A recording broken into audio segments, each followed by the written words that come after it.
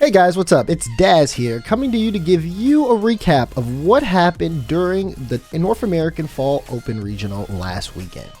First things first, let's talk about the group stage. I'd say it went as expected. Some of the results could have been a little arguable. The big one though is Optic Gaming being eliminated in groups. They fell out to M80 in the group stage. So, unfortunate result from Optic. We'll get to that one a little bit on Wednesday, but let's move on. Of course, the big conversation is in that bracket stage. M80 taking down FaZe Clan. M80, a roster coming into this event.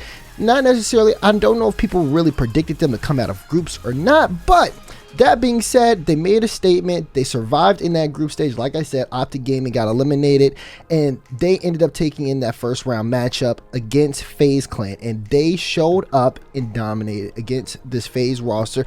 Maybe dominated isn't the right word. Some people would say it's a little closer. Not.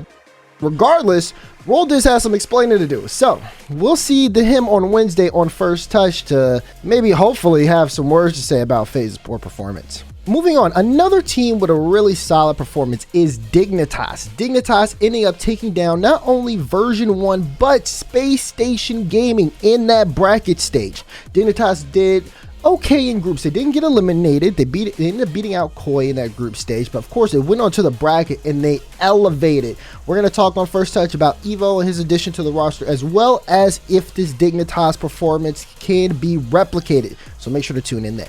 Another conversation is NRG. NRG ended up making a top 8 finish here. You know, they didn't win their group, but they did well in the group stage. Then, of course, the team moves on into the bracket where they, again, excel. They finished past that first round matchup, but unfortunately, their loss to G2 ended their run.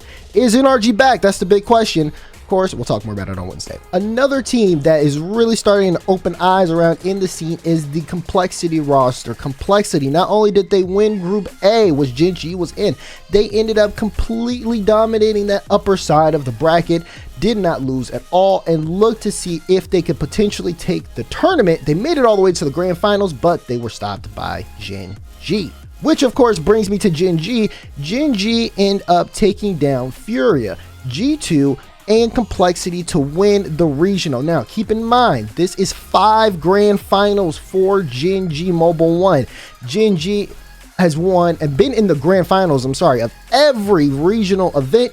And of course, they won the fall major. The question is, how far can Gen G go? Right now, it looks like the sky's the limit. So we'll see how things move on as the winter split continues. That's going to be it, though, for the recap of the fall open for North America. Keep in mind, there's still 2 more regional events to go until we get to the winter major in San Diego. So got to keep it locked in, obviously on this YouTube channel at First Touch, but also on Twitter at First Touch RL.